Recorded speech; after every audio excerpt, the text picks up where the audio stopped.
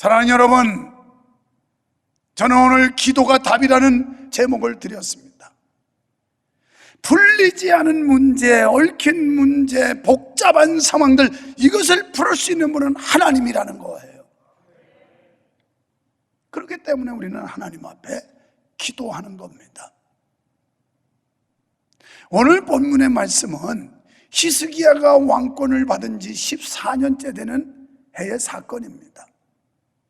우리는 앞서서 36장부터 그리고 전전주에 37장 전반부 설교를 들은 바가 있습니다. 이때는 바야흐로 어느 시절이었느냐? 이제 이 아수르라고 하는 나라가 바벨론을 멸망시키고 그리고 서진 정책을 쓰는 거예요. 그런데 너무 많은 전쟁을 하다 보니까 지쳤죠, 군사들도. 그래서 피를 흘리지 않고 유다를 점령하기 위해서 왕이 총애하는 사신 랍사게를 보낸 거예요. 그래서 랍사게가 와서 이스라엘 백성을 향해서 선전포고하죠. 우리나라가 너희 나라를 공격할 텐데 너희가 믿는 하나님은 죽은 하나님이다. 그 하나님은 무능한 하나님이다. 너희들 보지 않았느냐? 너희의 동족인 북쪽 이스라엘 망하지 않느냐? 하나님이 계시다면 그렇게 될 수 있니? 막 이러면서 너희 왕이 무슨 얘기를 해도 듣지 말아라. 다 그거 유혹하는 말이고 미혹하는 말이니까 듣지 말고 모든 백성들은 나한테 항복해라. 이게 선전포고문이었어요. 그런데 이 말을 들었던 유다 백성들이 요새 말로 쉽게 표현하면 열받습니다. 이거 봐라, 우리를 이렇게 무시하고 우리 여호와 하나님을 이렇게 모멸한단 말이냐? 그래가지고 오히려 더 결속을 했어요. 단단하게 뭉쳐버린 거예요. 이때 이 백성들의 결속함을 보고 히스기야가 하나님 앞에 엎드려 기도하는 장면이 37장 전반부에 히스기야뿐이 아니라 그때 고관 대작 그리고 그 어른이라고 하는 제사장 중에 어른이라는 사람들, 이런 사람들이 함께 동참했다 하는 말씀이 전전주의 설교 내용이었습니다. 그렇습니다. 기독교는 내공이 있어요. 진짜 우리가 신앙을 가지고 여호와의 신앙을 가진 사람들의 모임은요, 외부의 압박이나 공격이 있으면 더 결집이 잘 되고 단합이 잘 되고 뭉칩니다. 유다 백성들이 그랬던 거예요. 거기서 히스기야가 힘을 얻었던 거예요. 백성들의 단절된 힘에 용기를 얻은 히스기야의 대응책을 본문에서 볼 수 있는데, 사실 히스기야는 자신의 힘으로 아수르를 막을 수 있는 그런 힘이 없다는 걸 알았습니다. 그래서 그는 37장 3절에서 일찍이 책벌과 능욕의 날이라 아이를 낳으려나 해살날 힘이 없습니다. 이렇게 고백해요. 아기가 뱃속에 있으면 나와야 되는 거 아니에요? 근데 아기를 낳아야 되는데 해산할 힘이 없다는 거예요. 우리 시절만 해도 도시 살지 않고 시골이라면 다 엄마들이 자기 힘으로 낳아야 되는 거예요. 그러니까 지금 히스기야가 표현이 뭐냐면, 저 아수르 군대를 우리가 대항할 힘도 없고요, 우리의 국력이나 군대로는 아수르와 싸워서 이길 수가 없습니다. 하나님, 이 기도예요. 우리가 인생 살다 보면 이럴 때가 참 많지 않을까요? 내 힘으로 역부족이고 현실 상황과 환경을 보면 도저히 감당할 수 없을 만큼 심각한 지경. 그래서 히스기야는 하나님 앞에 기도한 겁니다. 반면에 사내립은 군사력을 의지하고 유다를 계속 위협을 하지요. 그러다 결국은 최후의 비극을 맞이하게 돼요.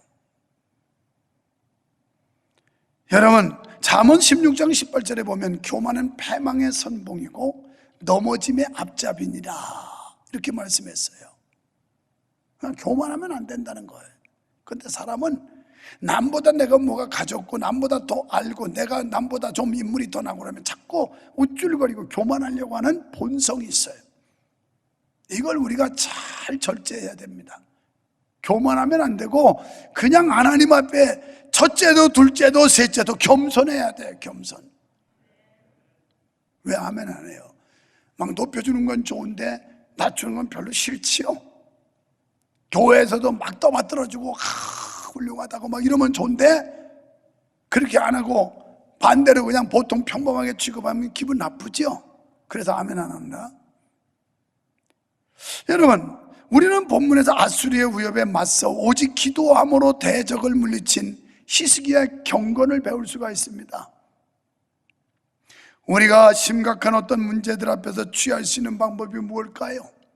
하나님 앞에 무릎 꿇는 일밖에 없어요. 그냥 납작하게 엎드려서 하나님이 이 복잡한 문제에 답을 달아주세요, 해결해 주세요 라고 엎드려 기도할 수밖에 없는 거예요. 자, 그렇다면 첫째, 14절로 20절에 보면 히스기야의 간절한 기도가 나옵니다. 히스기야는 선전 보고문을 받고 성전으로 올라가서 기도했어요. 성전은 만민이 기도하는 집이라고 말씀했기 때문에 히스기야가 성전에 가서 기도하는 건 지극히 당연한 일이었습니다. 이때 그의 심정이 얼마나 답답했을까요? 36절에서 여호와를 모독하고 하나님의 백성을 짓밟고 깔아뭉개고 막 이러는데 그의 심정, 그의 분노가 얼마나 끌어올랐을까요? 여러분, 적어도 우리가 진정한 신앙인이라면, 여호와 하나님을 믿는 믿음의 사람이라면 하나님의 영광을 짓밟아 버리고 하나님을 모독하는 행위에 대해서는 분노가 치밀어 오를 수 있어야 돼요. 다윗은 자기 아버지의 심부름을 보내서, 그래서 형님들, 그 전쟁터에 있는 형님들 안부를 알아보고 와라. 그래서 부르면 가요. 도시락 싸가지고 면회 간 겁니다, 요새로 말하면. 그러니까 양쪽에서 막 군호를 벌이고 있는데 이스라엘 백성들, 이스라엘 군대들은 막 벌벌벌벌 떨고 있어요. 그런데 웬 놈이 구척장성 같은 한 놈이 말을 타고서 소리소리 지릅니다. 이놈들아, 너희가 믿는 신이 어디 있느냐? 너희가 믿는 신은 무능한 신이다. 너희가 믿는 신이 정말 힘이 있다면 나를 대항할 자 나와봐라. 막 이러면서 그냥 얼마나 여호와를 모독하는지. 다윗이 어린 마음에 보니까 막 피가 거꾸로 솟는 거예요. 이건 무슨, 저놈이 누구냐고. 감히 만군의 주 여호와 하나님을 모독하는 저놈이 누구냐고 그랬더니 형들이, 야, 가만히 있어, 가만히 있어. 형님들, 어떻게 저런 소리 듣고 가만히 있냐고 그랬더니, 이 자식이 가만히 있으라니까. 나 가만히 못 있겠다고 열받는다고. 네, 정말 저거 상대하겠다고 막 시끄러웠어요. 사울왕이 듣고, 그거 왜 이렇게 소란한고? 아닙니다. 이거 뭐 어린애가 철딱선이 없이 저 골리앗을 자기가 상대하겠다고 이러는데 지금 겁이 없어서 그럽니다. 저를 몰라서 그럽니다. 그래? 그 용기가 가상하구나. 이리 오너라. 그러면서 사울왕이 자기 갑옷과 그리고 칼을 주죠. 힘어보니까 뭐 맞지도 않은 거예요, 덩치가.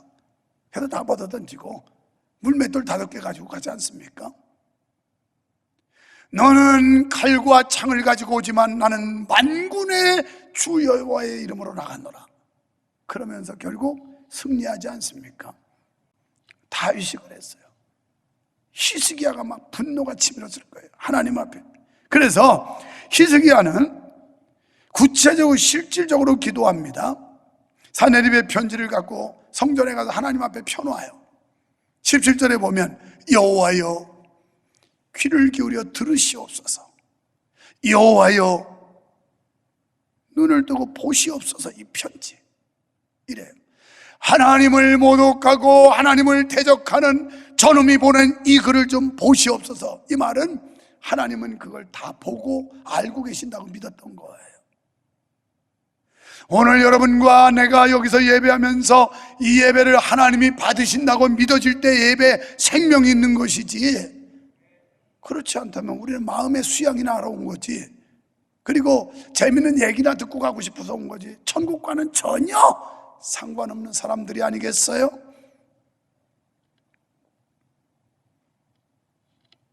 그런데 이 히스기야의 행동해 보아서 교만함이라는 요만큼도 발견할 수가 없어요.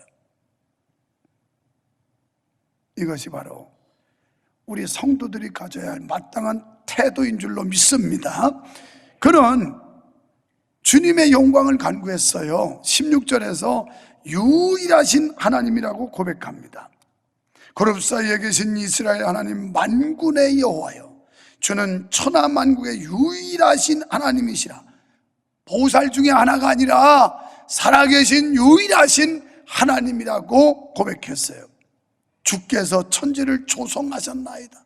이 하나님이 창조주 하나님이라는 걸 고백하는 거예요. 여러분과 저의 신앙도 이런 신앙이 되시기를 축원합니다. 이게 온전한 믿음이에요. 그뿐이 아니라 20절에서 또 말씀하기를 우리 하나님 여호와여, 이제 우리를 그의 손에서 구원하사 천하 만국으로 주만 여호와이신 줄을 알게 하옵소서.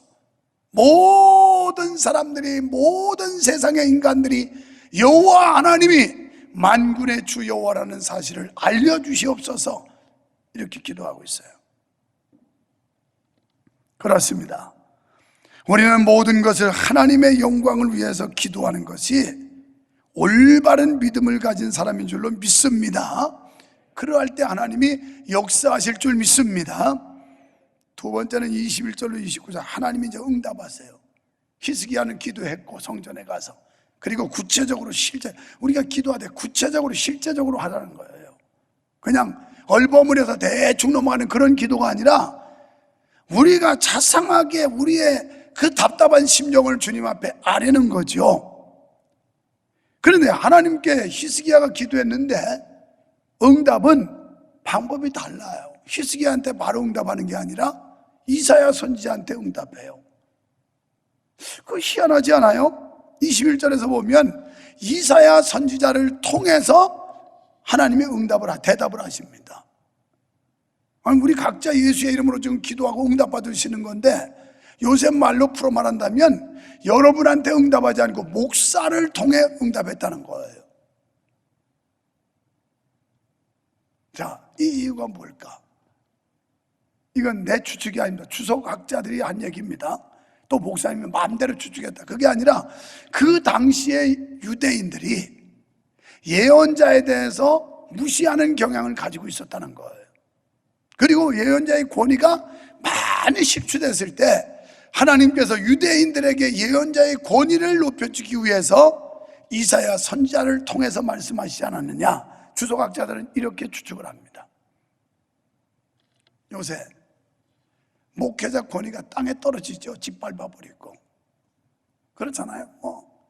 아주 난도질을 하고 그냥 목사들을 완전 발가락에 때만큼도 안 여기도록 그렇게만 해. 어쩌면 오늘 한국 사회의 성도들이 보는 목회자관이 이렇게 추락했을지도 모른다는 거예요. 그 당시에 이런 분위기였다는 거죠. 왜?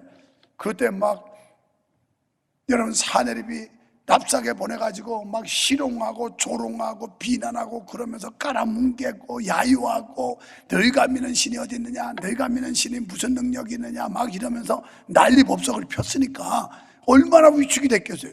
아, 진짜 우리가 믿는 여호와 무능한 하나님인가? 선지자들이 얘기해도 왕이 말을 해도 믿기 힘든 그런 분위기였기 때문이 아니냐. 왜냐하면 아수리의 사네립이라는 사람이 랍삭에 통해서 온갖 짓을 다 했으니까요. 이게 히스기야 왕으로 하여금 기도하게 했던 거예요. 백성들이 요동하지 않고 히스기야를 적극 지지하고 오히려 국민들이 더 똘뭉친 거예요. 그때 유다 백성들이. 그러니까 히스기야가 이거 들고 하나님 앞에 가서 기도한 겁니다. 하나님 보시옵소서. 우리는 힘없습니다. 감당 못합니다. 하나님이 도와주십시오. 그래서 기도했더니 응답을 이사야 선지자를 통해서 주신 거예요. 우리가 하나님의 영광을 위해 기도할 때 하나님께서는 즉시 응답하실 줄 믿으시기 바랍니다. 성도들의 기도는요, 하나님의 보좌가 있는 금단에 천사들이 갖다 올린다고 그랬어요. 이게 요한계시록 5장 8절에 보면 금대접에 담아가지고 우리가 기도할 때 하나님 그 천사들이 금대접에다 하나님의 보좌에다 올려준대요. 또 요한계시록 8장 4절에 보면 향연이 성도의 기도와 함께 천사의 손으로부터 하나님 앞으로 올라가는지라 그랬어요. 여기에 기도의 가치와 중요성이 있는 겁니다. 하나님께서는 아수르 왕의 회방과 능력을 비웃으셨어요. 기고만장하구나. 그래, 날뛰고 있구나. 창조주 전능자 하나님께서 비웃으셨어요. 그러면서 29절에 내가 갈고리로 내 코를 꿰가지고 제갈로 내 입에 물려가지고 너를 왔던 길로 내가 도로 돌아가게 끌리라, 이런 말이에요. 그러니까 코를 탁 껴가지고 다시 줄줄 끌고 간다는 거예요. 어디로? 왔던 곳으로 돌아가고. 그러니까 유다를 정복하지 못하고 유다 나라를 침략하지 못하고 하나님이 끌고 간다는 거예요. 끌고. 이게 응답이에요. 여러분, 하나님 앞에서 인간의 지혜나 능력은 바람 앞에 티끌과도 같을 뿐입니다. 그러니까 하나님 앞에서 어떤 것도 자랑할 게 없다는 거예요. 성도들은 언제 어떤 상황에서든지 주의 말씀에 순종하며 그분 앞에서 교만이 행치 않도록 조심해야 합니다. 저도 마찬가지, 여러분도 마찬가지. 하나님 앞에서 교만이 행동하지 않도록 조심해야 돼요. 이게 장수하는 비결이에요. 장수, 겸손한 게. 세 번째, 30절로 32절에 기도는 승리의 무기라는 겁니다. 아수리의 위협은 이스라엘을 절망의 위기에 처하게 만들었어요. 이때 승리의 비결은 합심기도였습니다. 마태복음 18장 19절에 보면 두세 사람이 합심하여 기도할 때 하나님이 응답해 주신다, 이렇게 말씀했어요. 다니엘은요, 어려움 당했을 때 그의 세 친구와 함께 기도했습니다. 또 에스더와 모르드게가 나라의 위기가 있을 때 그들은 국민들에게, 그 수산궁에 있는 유다 백성들에게 다 함께 하나님 앞에 금식하며 기도하자고 그래요. 기도가 답이라는 거예요. 뭐 아무리 우리가 사람 방식으로 해결하려도 안 돼요. 기도가 답이에요. 기도가 하나님이 해결해 주셔야 간단해요. 하나님. 할렐루야. 우리도 개개인의 개인 기도도 중요합니다만은 교회에 함께 모여서 금요일이면 새벽이면 다 모여서 기도하는 일에 적극적으로 참여해야 될 줄로 믿습니다. 하나님께서 바로 응답하셨어요. 뭐라고요? 원수로 인하여 염려하지 말라. 하나님께서 그의 백성 중 남은 자들이 견고케 되어서 다시 번성케 될 것을 약속 주시는데, 생명 있는 신앙, 뿌리 있는 신앙은 반드시 많은 열매를 맺는다는 말씀입니다. 이스라엘이 절망 가운데 있을 때 히스기야는 하나님께 기도했습니다. 하나님께서는 기도하는 히스기야에게 시건치 않고 약속을 어기지 않고 응답하셨어요. 여러분, 우리도 절망의 때에 하나님을 붙잡고 기도하면 반드시 주의 역사가 일어날 줄로 믿습니다. 그리스도인들의 승리의 무기는 오직 하나님 앞에 엎드려 간절히 기도하는 것밖에 없습니다. 네 번째는 33절로 38절에 교만한 자의 종말을 보게 돼요. 교만하다가 느부갓네살 왕 비참하게 끝났지요. 벨사살 왕 하나님이 달아가다가 근데 딸려가지고 비참하게 끝났지요. 아수르 왕도 비참하게 종말이 끝나요. 여러분, 하나님께서 뭐라고 그러셨냐면 두려워하지 말아라.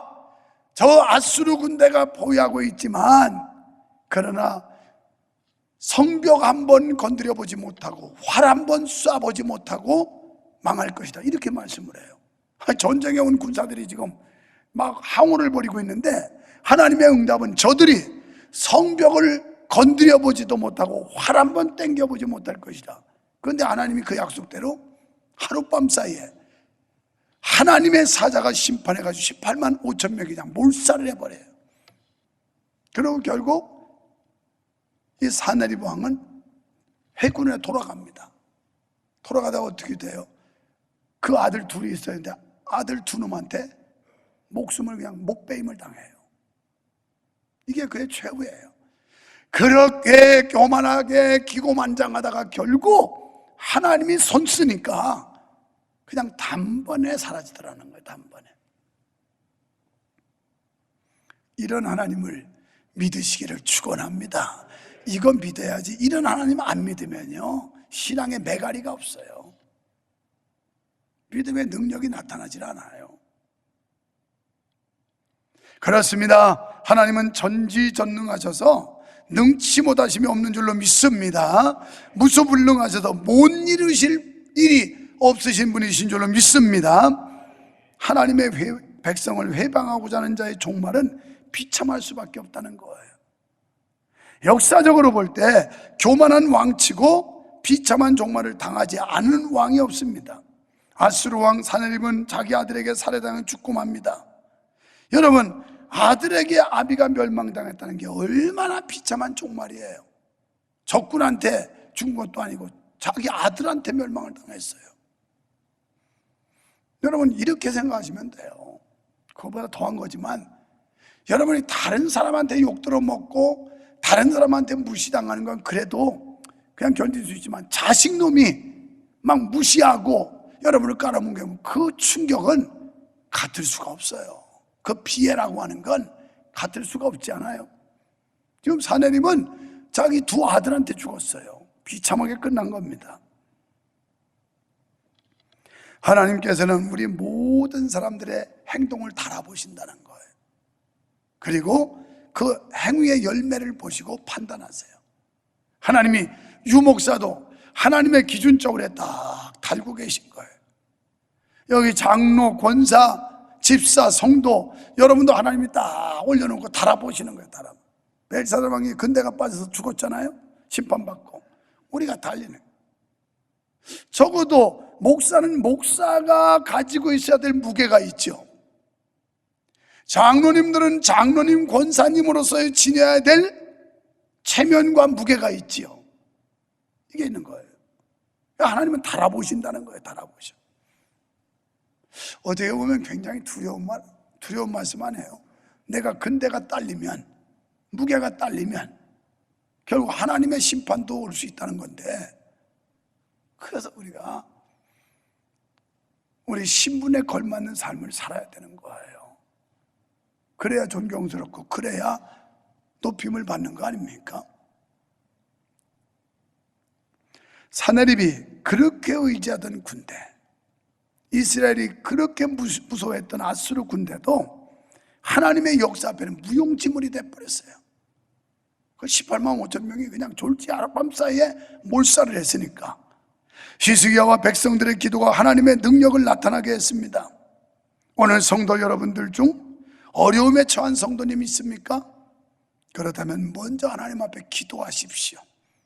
기도만이 답입니다. 하나님이 풀어주셔야 됩니다. 하나님이 문제 해결해 주셔야 됩니다. 우리가 풀 수 없는 그 남 문제 하나님이 해결하시면 간단하게 됩니다. 간단하게. 할렐루야. 그래서 시편 91편 10절에 여호와를 의지하는 자, 피난처로 삼는 사람은 화가 미치지 못하며 재앙이 그 집에 넘보지 못한다. 화를 막아주시고 재앙을 막아주신대요. 이 어려운 때 나는 새벽마다 기도합니다. 우리 성도들 코로나하고는 연관되지 않게 해달라고, 한 사람도 코로나에 연관되거나 걸리는 일 없게 해달라고 새벽마다 기도해요. 하나님이 안전하게 해달라고. 그러나 여러분의 부주의로 걸릴 수 있어요. 그러나 그리 아니하실지라도 우리는 끝까지 믿음을 지켜야 되고 하나님 앞에 온전히 엎드려 기도하는 저와 여러분, 그리고 이 기도만이 답이라는 사실을 꼭 믿으시고 기도로 모든 걸 해결받고 문제를 풀어가는 여러분 되기를 주의 이름으로 축원합니다.